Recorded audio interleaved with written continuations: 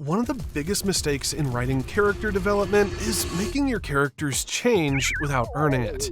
Woody's jealousy in Toy Story and Marlin's fear in Finding Nemo make their growth believable. However, Asha in Wish makes a particular mistake, which is why her arc at the end makes no sense.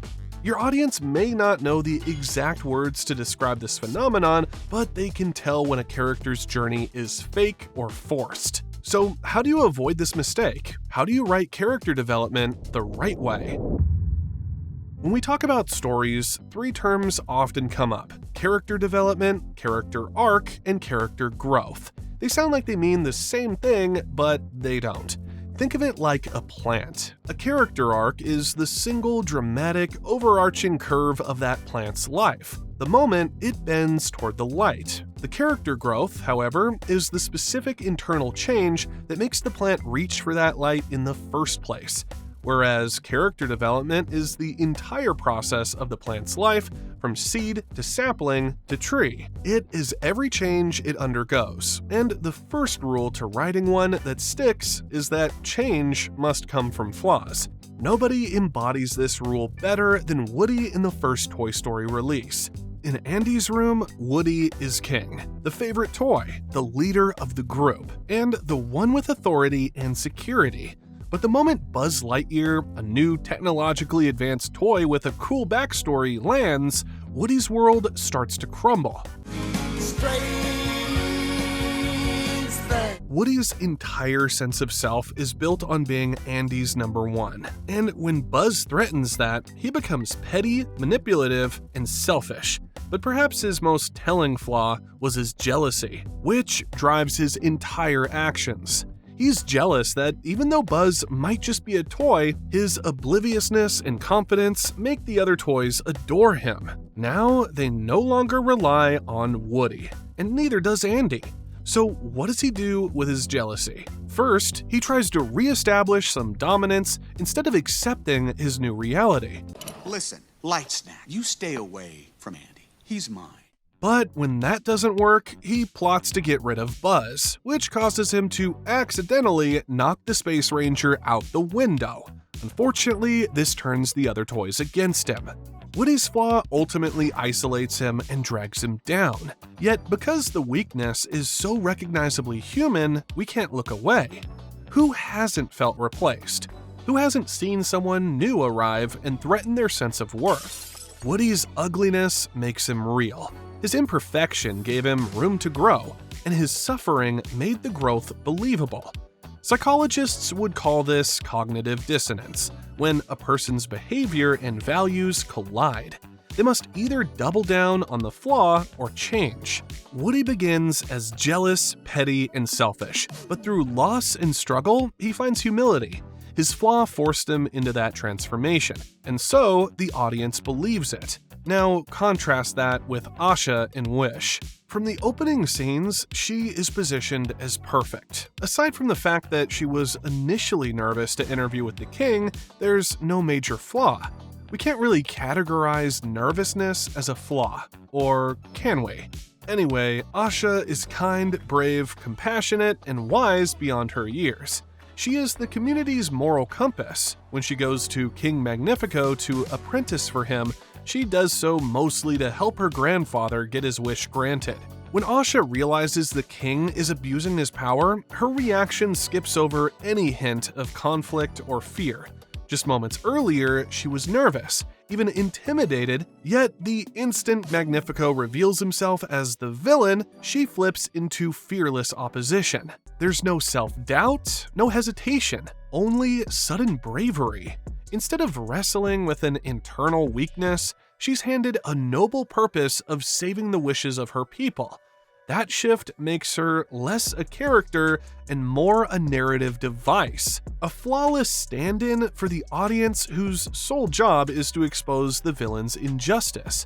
She has no jealousy like Woody, no insecurity, no selfish desire, no flaw sharp enough to demand growth, which leaves us with an uncomfortable truth. She has nowhere to go. The problem is obvious. If Asha starts flawless, what does she need to overcome? Where's the struggle? Asha's growth is just a plot checklist. She gains a magical friend, sings a powerful song, and defeats the bad guy. But because she didn't have to suffer for her kindness, because she didn't have to let go of her own baggage to help others, her victory is just cringy. Scratch that, her victory is annoying. This is not how humans are, and when people seem too pure or too good, they are usually considered fake. People tend to fear the one who seems not to have any flaws because usually these types of people are hiding something dangerous. Without a flaw, a character's journey has no weight. It becomes a simple progression from point A to point B. We prefer Woody's messiness over Asha's neatness because flaws are human. We stumble, we fail, we lash out, and then we adjust. When stories reflect that, they resonate. But once you've given your character a flaw, the work has only just begun. You need to put this next rule into your writing, or else the flaw would still not stick. The second rule is show, don't tell. We all know this one. It's one of those golden principles every storyteller has heard, but it's amazing how often it gets ignored. It also matters here because real growth is something you live through.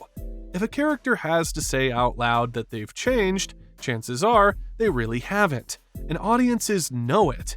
They may not use the words exposition or on-the-nose dialogue, but they feel the hollowness when a film tells them what to think instead of letting them see it for themselves. This was another problem with the movie Wish. So, you remember when Asha confronted King Magnifico about granting her grandfather's wish? She simply insists that there is no one more deserving than her grandfather. My Saba is good. The people of Rosas are good. Oh, really? Are they really good? Besides, we are not shown why this is the case. For all we know, the people of Rosas are weaklings who are afraid to face their fears or even dream. Instead, they rebel against a king they willingly gave up their wishes to, only to later act like he forced them into it. Even King Magnifico's character development failed to obey the show don't tell rule. His arc is less a descent and more a declaration. The film frames him as a ruler who initially appears generous, but rather than showing us a gradual unraveling, his corruption is revealed almost entirely through speeches where he explains his worldview. I decide what everyone deserves. He insists that people can't be trusted with their own wishes, that only he can keep them safe. Instead of watching him wrestle with temptation, insecurity, or doubt, we are told outright that he is power-hungry. His development is actually a hard turn into villainy, spoken through dialogue in his theme song. This is the thanks I get. And this is the thanks I get. All this strips his character of nuance and makes his fall feel like a flip of a switch rather than a believable transformation. This problem repeats itself throughout the film. Asha's songs spell out her strength and purpose, telling us she's brave, compassionate, and determined. And I may be young, but I'm not wrong. However, her actions rarely show her wrestling with the kind of doubt that makes growth feel earned. She never falters when she challenges Magnifico, never questions herself, and never reveals a crack in her certainty. Because of that, her arc feels more like a lecture than a journey. Look, we get it. Show, don't tell takes art and hard work. And Disney just proved that to us. It's no wonder they decided to make a movie where people would rather have their wishes magically granted for them instead of facing the struggles and hurdles that come with making something valuable by themselves. So, how do you do it right? How do you create a change so profound that the audience feels it on a cellular level? Let's look at Marlin from Finding Nemo. This is a movie with a character arc so flawlessly executed that it has almost become the gold standard. Marlin's flaw is his overprotective fear, one he didn't initially have until he lost his wife and children in the opening scene of the movie. Left with just one son, Nemo, he vowed never to let anything happen to him. Unfortunately, his overprotection has a dark side. It stunts Nemo's growth. We see it in his actions. He holds Nemo back, he panics, and he constantly warns him of danger. Mom, Nemo! Oh, you better stay with me.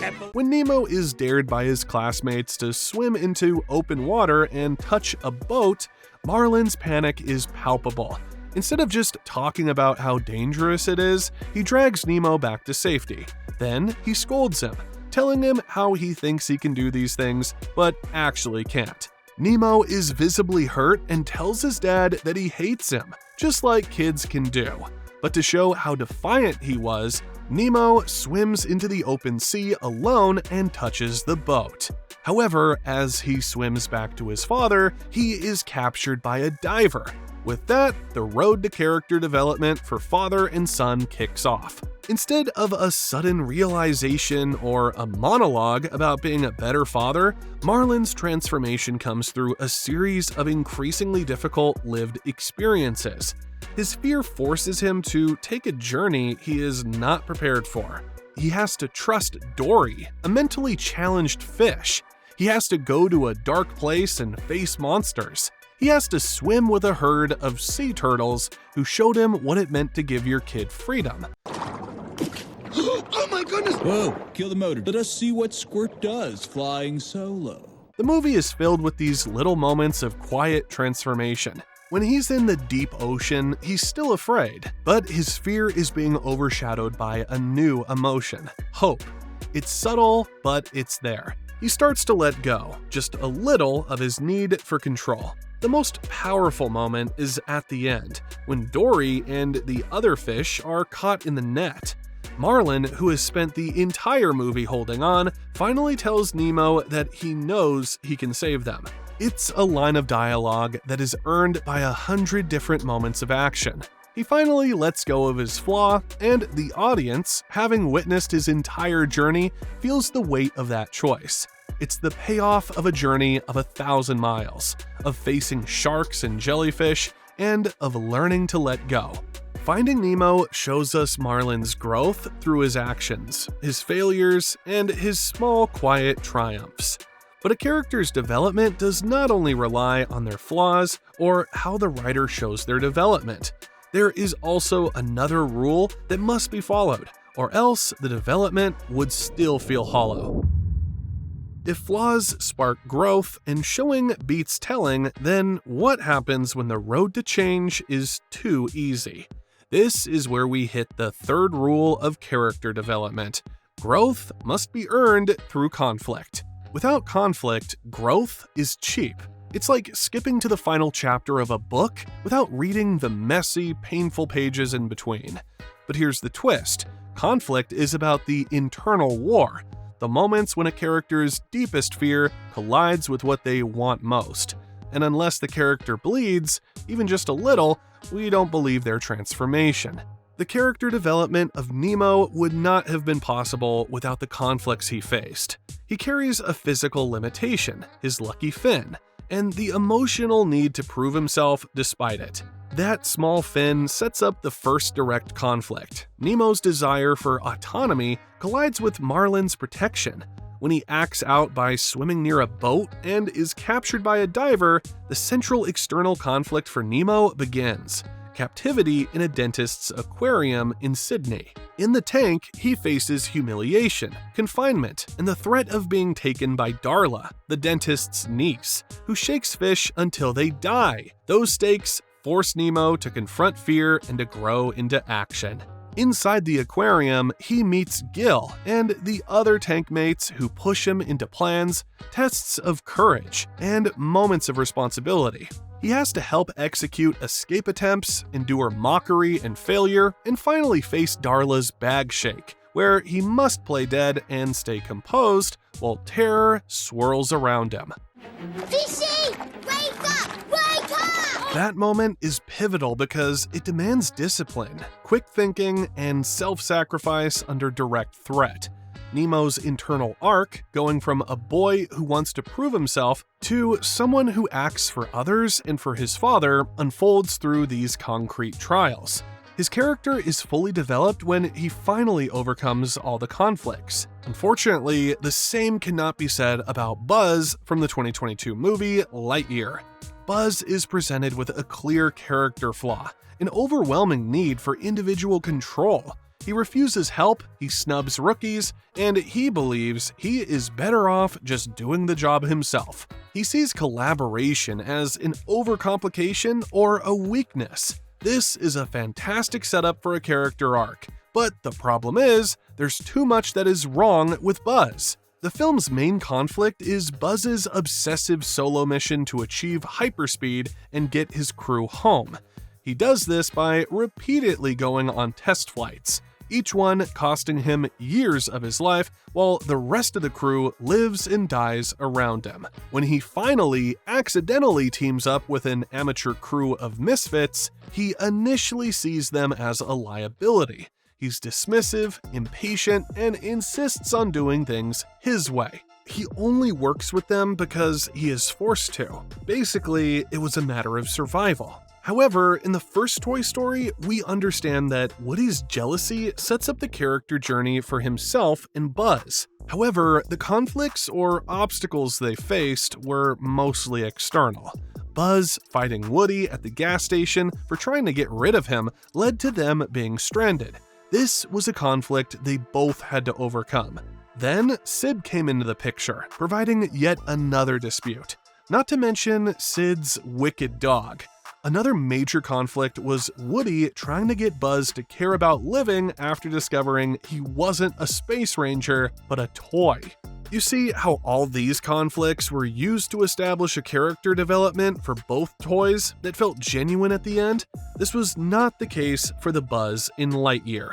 He was the main conflict in the movie. He is the one who strands the entire crew on a hostile planet due to his obsessive desire to prove he doesn't need help. For the rest of the film, every setback, every failure, and every new obstacle is a direct result of his personal philosophy.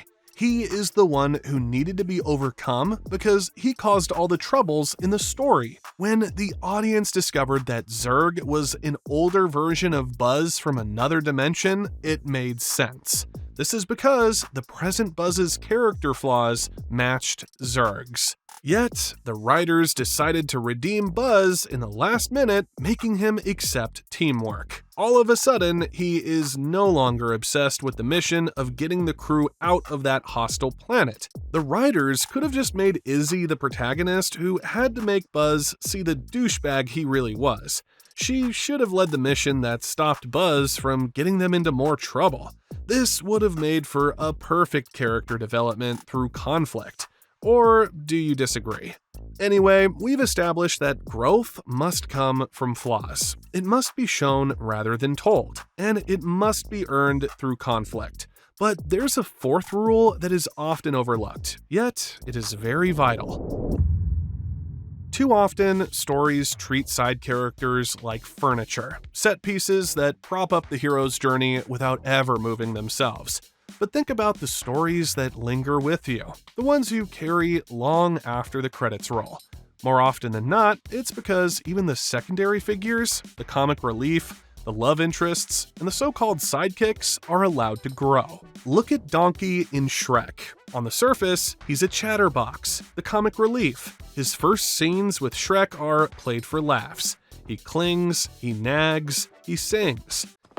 Man, you almost burned the hair out my nose, just like the time. And then I ate some rotten berries. Donkey starts out desperate for acceptance. He's rejected by humans, other fairy tale creatures, even by Shrek at first. His flaw is insecurity, masked by humor. He is also quite afraid of a lot of things, including heights and dragons. But keep watching, and you'll notice his role quietly shifting. Over time, he starts to develop a sense of confidence and responsibility. And soon, he's the one who pushes Shrek and Fiona to confront their insecurity about being ogres. He even completes his character development by finding love with something he once feared. I'm in love. The beauty of Donkey's arc is that it parallels Shrek's without eclipsing it. Shrek struggles with self-acceptance, and Donkey struggles with belonging. Both learn that worth is not defined by appearances or the labels the world throws at them. Ultimately, his growth makes Shrek's growth resonate more deeply. And then there's Fiona. She could have been just the prize at the end of the quest, the damsel in the tower, but the film refuses to flatten her. She begins as the stereotypical princess, waiting for true love's kiss. Yet the longer we spend with her, the more cracks we see. Her temper flares, her manners drop, she burps, she fights. She's a character grappling with her own curse. Every night I become this horrible, ugly beast. Her flaw is shame. She hides her ogre identity, clinging to the fantasy of breaking her spell, even though it means kissing a terrible king she didn't like. But by the end of the movie, she chooses love over looks. Because Fiona and Donkey had their separate arcs, Shrek as a movie had more emotional weight. This is why side characters matter. They are mirrors, and sometimes even the heart of the story. This makes sense because even psychology argues that human beings grow in communities, rather than in isolation. In philosophy, Aristotle argued that friendship is a mirror of the self. What we see in others shapes how we see ourselves. Donkey and Fiona prove this. Their arcs reflect and intensify Shrek's. Therefore, if your main character is the only one evolving while everyone else stays frozen in time, it rings false. This is another reason why the Emoji Movie was so incredibly awful. Nearly every side character is a walking gimmick, designed to sell a joke rather than to grow. High Five begins the story insecure because he's no longer a favorite emoji. But instead of developing through conflict, his insecurity is played for laughs, and then shrugged off when the plot needs him to be useful. Jailbreak, introduced as a rebellious hacker, has no meaningful struggle either. Her secret backstory is revealed in dialogue, and her choices never force her into growth. By the end, they all end up exactly where they started. High Five still comic relief, Jailbreak still cool and detached, the rest still one-note archetypes. The movie tells us they've formed friendships, but we never see those bonds tested or changed by a reasonable conflict. They are props for Gene's story, rather than characters with stories of their own. Thankfully, the future is bright when it comes to writing character development that sticks. This is because Sony Animation has shown they can do it better than everybody. Seriously, you need to check out this video on how they are creating superior heroes right now compared to other animation studios.